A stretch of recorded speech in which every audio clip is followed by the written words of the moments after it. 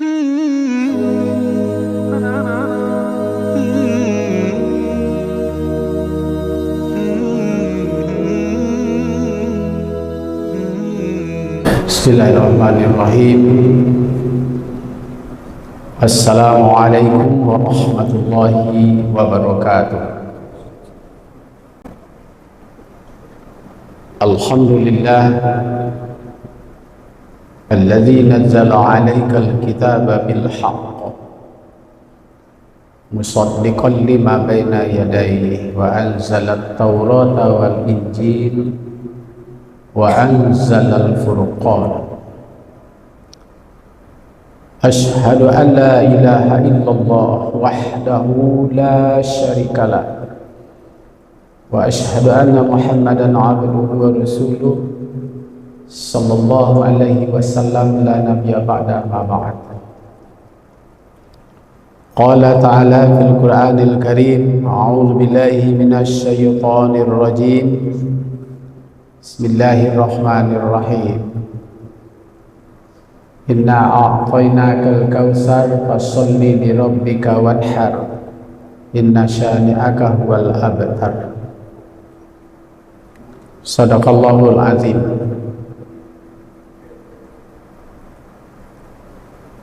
Sungguh kami telah berikan kepada engkau ya Muhammad nikmat yang amat banyak. Maka dengan nikmat itu sholatlah dan berkurbanlah. Jika ada orang yang membencimu terhadap sholat dan korban itu, maka ia akan terputus dari rahmat Allah. Maha benar Allah dengan segala firman-Nya. Yang kita hormati pengurus masjid, yang kita banggakan bapak-bapak, ibu-ibu, jamaah sholat zuhur yang dimuliakan Allah Ta'ala. Pertama, kita bersyukur kehadiran Allah Ta'ala. Selawat dan salam buat junjungan kita Nabi Muhammad sallallahu alaihi wasallam. Allahumma salli ala sayyidina wa maulana wa nabiyyana Muhammad sallallahu alaihi wasallam.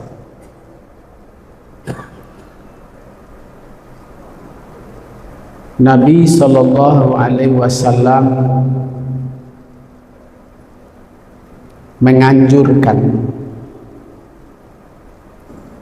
bahwa satu-satunya bulan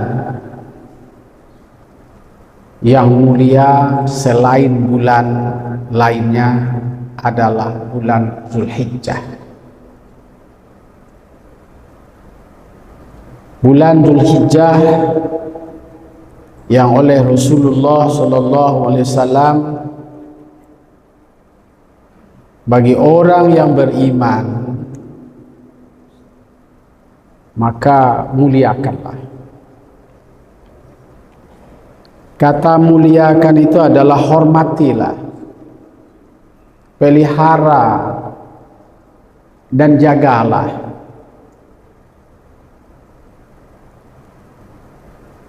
Setidaknya ada 9 keistimewaan yang ada pada bulan Dzulhijjah itu. Antara lain, pertama, dianjurkan bagi orang yang beriman untuk berpuasa pada bulan Dzulhijjah, hari 1 sampai hari ke-9. Kemudian pada kajian atau hadis berikut dianjurkan untuk melakukan puasa tarbiyah, Dan yang ketiga, ada di dalamnya puasa Arafah. Yang keempat, kemuliaan yang ada pada bulan Zulhijjah itu adalah melaksanakan Idul Adha, yaitu solat di pagi hari. Waktunya adalah di saat waktu duha, dan di dalamnya ada khutbah. Solatnya 2 rakaat diikuti dengan khutbah.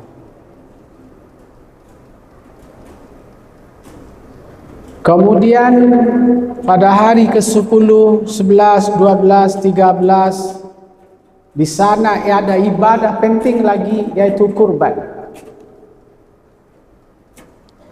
Bagi orang yang mansa'atan, man kana lahu sa'atan, bagi orang yang punya kelapangan, maka ia hendaklah berkurban.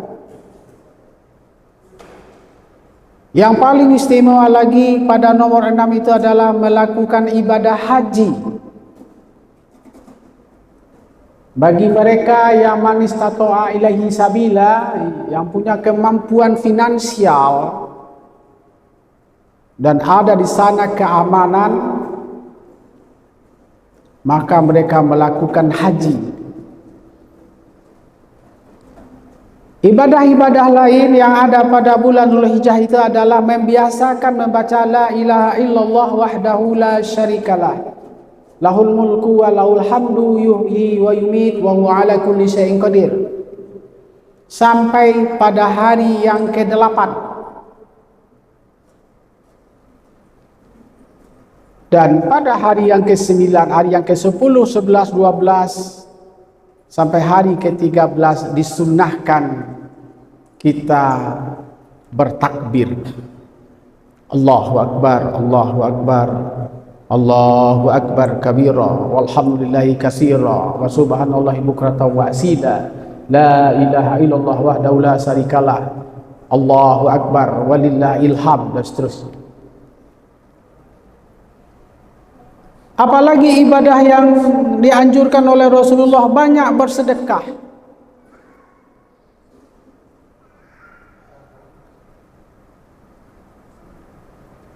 Setelah banyak bersedekah, mengapa? Jalin silaturahim, fal yasil rahimah.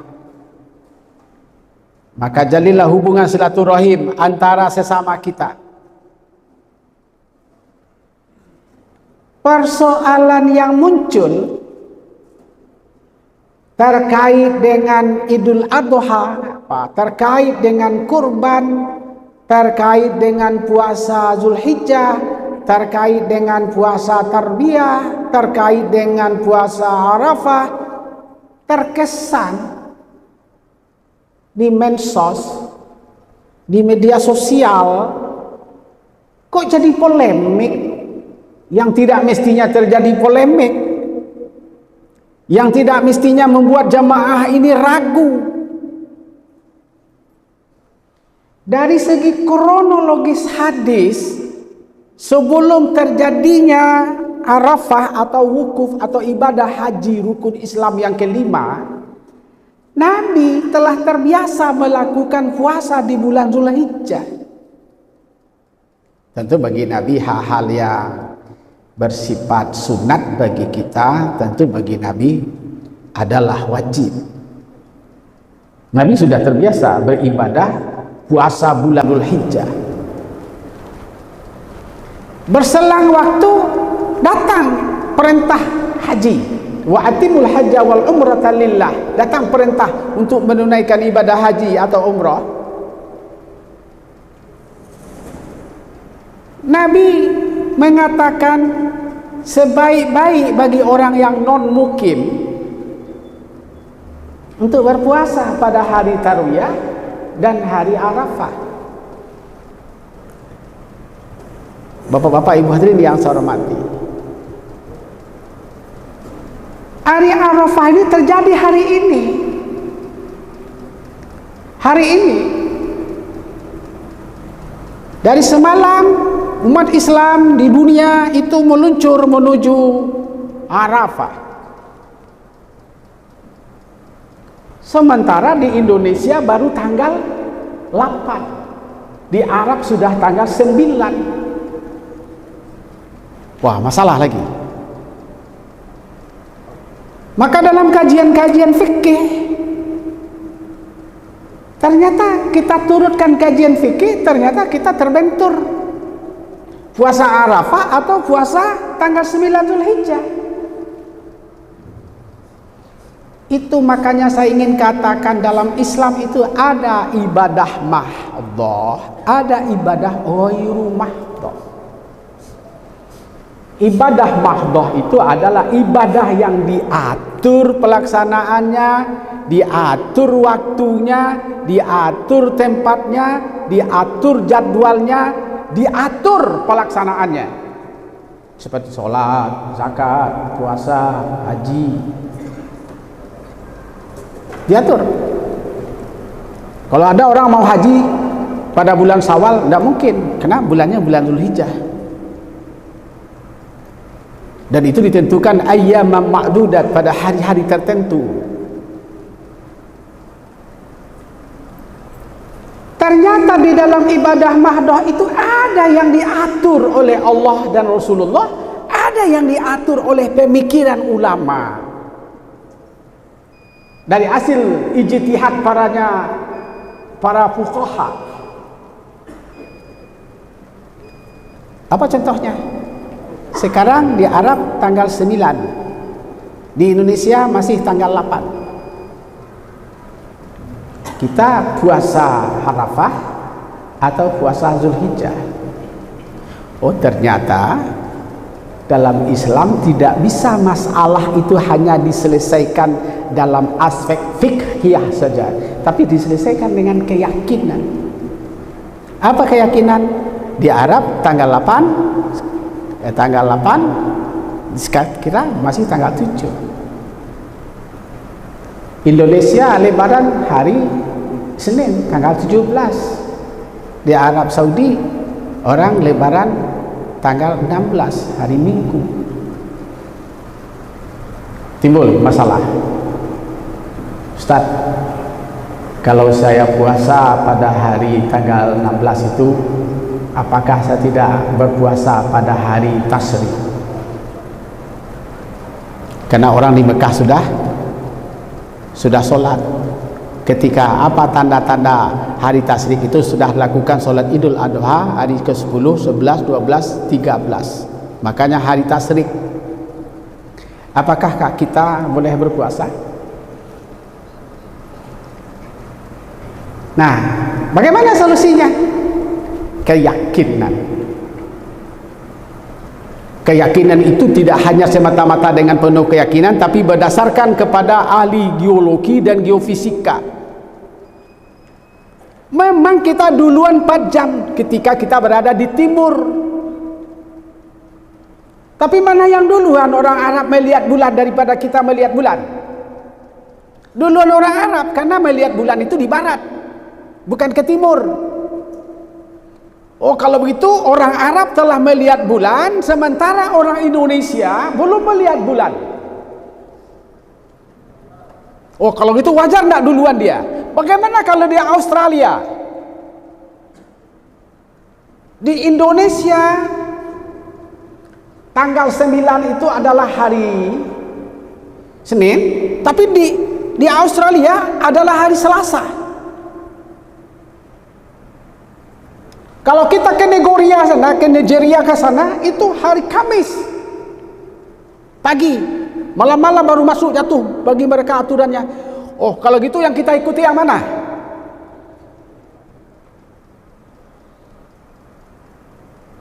Kata ulama fikih, hukum itu berlaku dalam situasi kondisi sosial di mana hukum itu terjadi.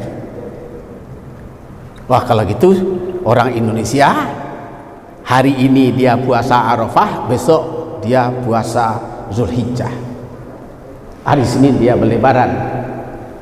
Itu yang benar. Lalu ada hadis mengatakan bahwa tidak boleh melakukan pada hari puasa pada hari Sabtu, yang puasa sunat, terkecuali adalah puasa yang diwajibkan. Kebetulan hari Arafah itu jatuhnya pada hari Sabtu. Ada teman saya menelpon tadi membatalkan puasanya karena telah membaca hadis yang dibacanya di YouTube, dia bacanya dari Google, tidak dibacanya dari guru-guru yang menjelaskan. Kalau itu apa artinya? Rakyat ini gurunya tidak ada, gurunya YouTube, gurunya adalah YouTuber, gurunya Google, Mbah Google. Saya perintahkan kepada anak saya Ustadz, kepada istri saya, sesuai dengan hadis yang saya baca di Google, adalah orang yang berpuasa pada hari Sabtu itu sama dengan Yahudi. Man tasabbaha syai' fa huwa syai', siapa yang menyerupai sesuatu maka dia adalah sesuatu itu. Maka saya tidak mau jadi orang Yahudi, maka saya perintahkan kepada anak saya untuk tidak berpuasa hari ini. Kenapa? Siapa yang mempuasakan hari Sabtu adalah sama dengan orang Yahudi. Kok semudah itu? Hanya YouTube cerita, hanya Google. Oleh karena itu Bapak Ibu hadirin, Nabi telah mengingatkan semua kebaikan pada bulan Zulhijjah ini bukan untuk kita perdebatkan, tapi adalah sami'na wa ata'na. Jangan kita ukur pula cara berfikir kita dengan orang Arab. Jangan kita ukur pula cara berfikir kita dengan barat, kebarat-baratan kita. Kita ukur kondisi hukum itu berlaku di suatu tempat di mana hukum itu dimunculkan. Maka ingin saya katakan kepada kita semua Bapak Ibu, insya Allah besok adalah tanggal 9 Zulhijjah.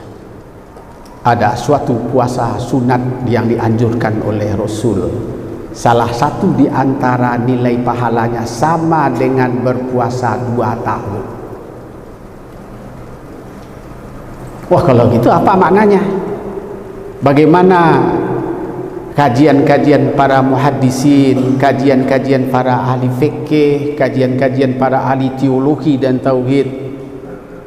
Kita laksanakan saja dulu sebagai bukti ketaatan dan kepatuhan kita kepada Allah Ta'ala, sepanjang tidak bertentangan dengan kaidah-kaidah syariat, ayat Al-Quran dan hadis.